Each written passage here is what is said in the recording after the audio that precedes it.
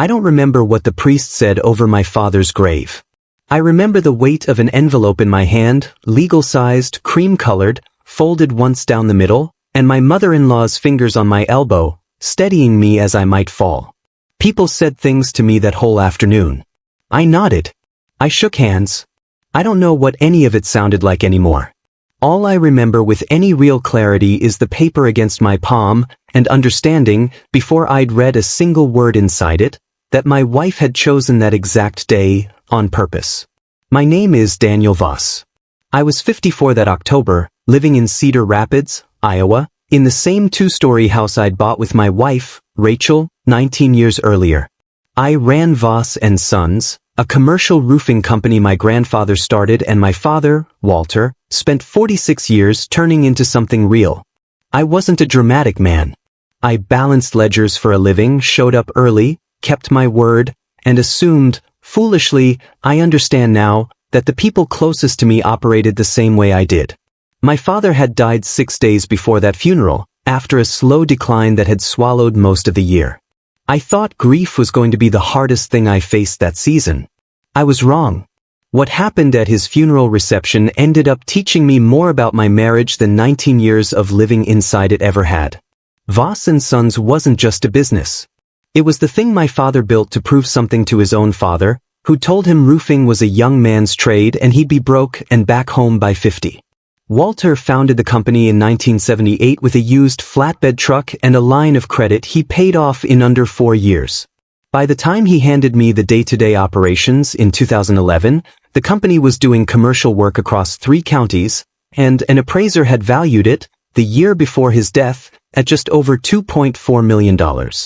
That number mattered to him more than he ever said out loud. My father kept a ledger. Not the digital kind, an actual leather-bound book he'd started in 1979, where he logged every major client relationship by hand, in his own cramped shorthand, long after we'd switched to software for everything else. He told me once, standing in the shop with his reading glasses pushed up on his forehead, that the ledger wasn't really for the business anymore. It was for me. So I'd understand who to trust once he was gone. I remember thinking it was a strange thing for him to say. I would think about that comment constantly, later. Rachel and I married in the spring of 2007, at her parents' church in Marion, with 60 guests and a reception in a rented barn. For most of those 19 years, I'd have called our marriage steady, maybe even good, not electric, not dramatic, just built. We had 2 grown kids, a shared calendar, a routine that worked. What I didn't have, that final year, was much attention left to spare. My father's decline started with a diagnosis in January that nobody in the family wanted to say out loud, and by March I was splitting every day between the office and a hospital room on the 4th floor. Rachel handled things at home during those months. I didn't ask enough questions about what handling things actually meant while I wasn't looking. Rachel had worked in the company's front office briefly, years earlier, before our kids were born, doing payroll 2 afternoons a week. My father liked her then. He used to say she had a head for numbers, which, from him, was close to the highest compliment he had. I've wondered since how much of what she learned in that role, where the money moved, how the paperwork was structured, who signed what, she carried with her long after she stopped clocking in. At the time, it never once occurred to me that any of it mattered. Looking back now, I believe my father sensed something shifting before I did. 6 weeks before he died from that same hospital bed, he asked his longtime attorney, a precise, unhurried woman named Grace Whitfield, to see him privately. He didn't tell me why, and I didn't ask. I assumed it was routine estate business, the kind dying men quietly attend to when they know their time is short. I had no idea that visit would turn out to be the most consequential thing my father did for me in the whole final year of his life, more consequential, in its way, than anything he ever managed to say to me directly. The reception was held in the fellowship hall of the church where my father had been a member for 30 years, folding tables under white paper cloths, a slow line of neighbors in dark clothing carrying casserole dishes and quiet condolences. My Aunt Carol was refilling the coffee urns near the kitchen pass-through. My father's old business partner, Ed Halloran, was telling someone by the door a story about Walter from 1985, the kind of story you tell to keep a room from going silent. In every visible way, It was an ordinary Midwestern funeral reception, the kind I'd attended a dozen times for other people's fathers. Rachel found me near the dessert table a little after 2 o'clock. She was composed, dressed carefully in charcoal gray, holding a manila envelope against her chest the way you'd hold a folder walking into a meeting. "I need you to have this today," she said, low enough that only I could hear, and she put it in my hands before I could ask why it couldn't have waited a week, or a month, or forever. I opened it right there, because I didn't yet understand that I shouldn't have. Divorce papers. My name and hers, side by side, under a caption I hadn't seen coming from any direction I'd been watching. Carol stopped mid-pour, the coffee urn hissing behind her. Ed went quiet mid-sentence, a few feet away. I remember, with total clarity, the specific silence of people pretending not to have heard something they had absolutely, completely heard. I didn't say anything to Rachel. I folded the papers back into the envelope, the way you'd fold a letter you weren't ready to answer yet, and I slid it into my jacket pocket. My hands, I noticed, weren't shaking. Somewhere behind Rachel, a cousin of hers was still talking, oblivious, about the weather turning early that year. Rachel herself just watched me, waiting, as if she'd rehearsed for several reactions and mine wasn't among them. Then I turned back toward the room, found my next set of hands to shake, and kept going. It was maybe 15 minutes later when Grace Whitfield found me by the coat rack, deliberately out of Rachel's line of sight. She'd been my father's attorney for over 20 years, a small, precise woman who did not make idle conversation at the best of times, and she did not make it then either. "Daniel," she said quietly, "I need 20 minutes with you before the end of the week." "Not today." "Alone." I asked her, half distracted, if this was about the estate paperwork. She looked at me a moment longer than the question required, the way you look at someone before deciding how much to say. "It's about your father's ledger," she said finally. "And some questions your wife's office asked mine, back in June." Then she squeezed my forearm once, the way you'd steady someone without promising them anything, and she was gone into the crowd before I could ask what questions, or why June specifically, or why any of it should matter on a day when I'd just been handed divorce papers over a dessert table in front of half the county. I didn't sleep that night. Rachel had gone up to bed around 11, saying almost nothing, as though the envelope had already said everything necessary on her behalf. I sat downstairs in my father's study, in his chair, with the envelope on the desk in front of me, unopened for the second time, and I turned the word, June, over and over. 4 months before that funeral.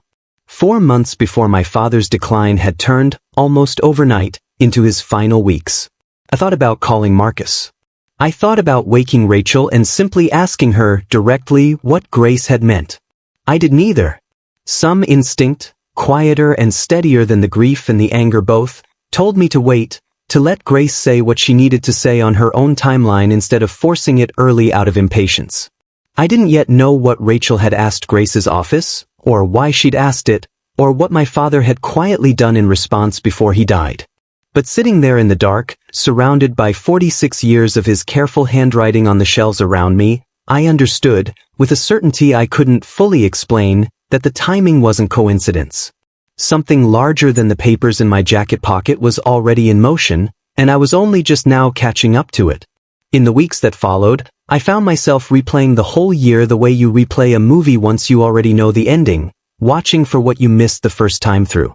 There was the Tuesday book club Rachel had joined that February, one she never once brought a single book home from, not one title I could have named if asked. There was a hotel charge on our joint statement in April, $340, a property 40 minutes outside town, a name I didn't recognize, that I'd assumed, without checking, was tied to a work conference of hers. I hadn't looked closer. I'd been in a hospital hallway that same week, holding my father's hand while a doctor used the word weeks instead of months, and a hotel charge simply hadn't registered as worth my attention. There was a Sunday in late March when Rachel took a call in the driveway instead of the kitchen, phone against her ear, standing very still in a way that struck me as odd, something I filed away and forgot almost immediately. There was also my old friend Marcus, who'd said something to me at a backyard barbecue in May that I'd brushed off, at the time, as him being overly dramatic. "You should keep your eyes open, man," he'd said, not quite meeting mine, turning a bottle in his hand. "Just pay attention to your calendar." I laughed it off. I told him grief was making everyone around me strange. I understand now that Marcus was trying to warn me without betraying whatever he actually knew. Even our daughter Emily mentioned once, in passing over the phone in June, that her mother seemed distracted lately, but in a good way, like she has a project. I remember laughing about it, telling Emily her mother was probably just holding the family together while I fell apart. I didn't think to ask what kind of project a person plans quietly, alone, while her husband is losing his father one visit at a time. What strikes me most, looking back, is how consistently composed Rachel stayed through all of it: dinners with my parents, hospital visits, eulogy planning at our kitchen table with a legal pad between us. She never once looked, not for a single evening, like a woman with an envelope sitting ready in a drawer.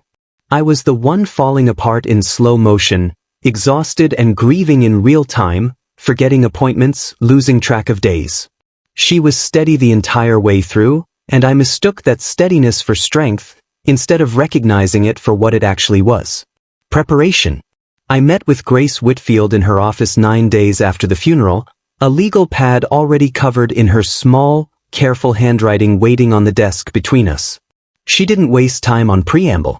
In June, 4 months before my father died, Rachel had called the estate office directly, twice, asking specific questions about how the business trust was structured, and what would happen to Voss and Sons in the event of a divorce filed during Walter's lifetime versus after his death. Grace had flagged both calls to my father immediately, at his own explicit instruction, without telling me a word of it. He asked me one question when I told him, Grace said, sliding a folder across the desk toward me. He asked whether it was still possible to protect the company without accusing anyone of anything. I told him it was. That's what we built. 6 weeks before he died, from that hospital bed on the 4th floor, my father had quietly amended the trust. The amendment reclassified his controlling interest in the company as separate, non-marital property, held specifically for my benefit, shielded from division in a divorce regardless of when the papers were ever filed, regardless of what state law might otherwise say about assets acquired during a marriage. He'd done it without a single word to me, Grace explained, because he didn't want to accuse Rachel of anything he couldn't yet prove with certainty, and because he refused to hand me a fight while I was already, visibly, losing him. I asked Grace why she hadn't told me sooner, even after the funeral, even after the envelope. He asked me to wait until you asked the right questions yourself, she said. He said you'd get there. He just didn't want you carrying it while he was still alive to carry it instead. I left that meeting and started building a file of my own that same week, bank statements pulled quietly online late at night, the hotel charge from April, the book club dates cross-checked against an actual meeting schedule I found didn't match a single one of them, records gathered methodically over the following month, one evening at a time, after Rachel had gone to bed. I bought a second-hand external drive at an office supply store on the edge of town and kept it locked in my truck instead of the house. I wasn't building it to punish anyone, not yet, not consciously. I was building it because I finally understood that somewhere behind Rachel's composure, a plan had been quietly running for months, and I intended to meet it, calmly, patiently, with one of my own. Here's the part one still finds strange, turning it over now, months later. The very envelope Rachel used to humiliate me at my father's funeral, chosen, I have to assume, precisely because grief made me an easier, softer target that day, was, without her knowing it, already sitting 6 weeks behind a trust amendment she had no idea existed. She thought she was closing a door quietly and permanently. She was actually walking straight into a room my father had built and locked before he died. What happened in mediation, 3 months later, is the part one still think about the most. The mediation was held in a glass-walled conference room downtown, both attorneys present, Rachel seated across the table in the same composed posture she'd worn all year, hands folded in front of her like she was waiting for a routine meeting to begin. Grace opened with the trust amendment first, laying the June phone calls out by date, then reading the exact language Walter had added 6 weeks before his death. Rachel's attorney asked to see the documentation twice, as though a second or third look might somehow change what it plainly said. It didn't. The room stayed quiet in a way I recognized from the fellowship hall months earlier, the specific silence of people absorbing something they can't yet respond to. "This isn't," Rachel started, then stopped herself, which was the first time all year I'd seen her start a sentence she couldn't finish. Her attorney put a hand near her arm, not quite touching it, the way you'd caution someone without drawing attention to the caution itself. Then Grace laid out the second file, the one I had built myself, one careful evening at a time, over a month of nights after Rachel had gone to sleep upstairs. An $85,000 joint account, drained in increments under $10,000 over 8 months, small enough that no bank flag had ever triggered, time-stamped and printed and organized by date in a plain 3-ring binder Grace had helped me put together. Hotel records matching 4 separate book club nights to a single property 40 minutes outside town. The same property, every time, confirmed by a desk clerk's booking log that listed a name I now recognized. And underneath all of it, a name neither attorney had needed to say aloud until that morning. David Reyes, the outside accountant Voss & Sons had contracted the previous year, whose invoices Rachel had personally reviewed and approved every single month, sitting a few feet from my own desk in an office she still, technically, had a key to. I watched something happen to Rachel's face that I had never once seen in 19 years of marriage. It wasn't anger, not exactly. It was the particular stillness of someone realizing in real time, in front of witnesses, that every quiet, careful thing she'd done had already been seen, dated, and filed away weeks before she'd ever walked into this room. Her folded hands came apart on the table. Her voice, when she finally spoke, wasn't steady anymore, and what came out wasn't an explanation, just her name and mine, and silence after. She looked at me once, and for the first time all year, I didn't look away first. The trust amendment held without challenge. Voss & Sons was never classified as a marital asset, and the settlement that followed reflected it clearly. Rachel received a fair division of the house and the retirement accounts, nothing more, and the $85,000 was accounted for directly against her share of the remaining assets. My father's company, the one he'd built out of a used flatbed truck and a debt he'd cleared in under 4 years, stayed exactly where he'd quietly meant it to stay all along, protected by a decision he made without asking my permission or my forgiveness in advance. Rachel moved out in November, into a rental across town, and David Reyes, as far as I know, no longer works with anyone in commercial roofing in this county. I never asked Grace whether that was deliberate on her part or simply the natural outcome of a small industry talking quietly among itself. I suspect, honestly, it was some of both, and I've made a point of not asking further. Word of the accountant reached our wider circle within a month, the way these things always seem to travel in a city the size of ours, faster than anyone officially confirms them. Rachel's composure, so carefully maintained through an entire year of my grief and my father's decline, didn't survive contact with people who had known the two of us for 2 decades. Carol stopped speaking to her entirely. Ed, of all people, sent me a card. I didn't have to say a single word to anyone about it. I never particularly wanted to. By then I'd learned that the truth, once it's properly documented, moves faster and cleaner without any help from me at all. People sometimes ask, even now, if I regret not confronting her that day at the funeral, right there by the dessert table, in front of Carol and Ed and everyone else who clearly saw. I don't, and I never have. Raising my voice that afternoon would have given her a story to tell about me, a grieving husband, unhinged, humiliating his wife on the day of his father's funeral. Silence gave her nothing but time, and time was exactly what my father's amendment needed to finish its work. My father spent 46 years teaching me, mostly without words, that the quiet, careful move outlasts the loud one every time.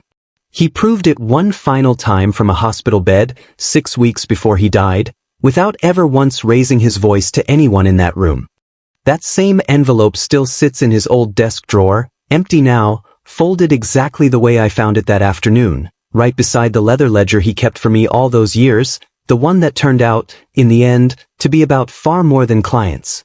I read a page of it most evenings now, in his chair, and I think I finally understand what he meant.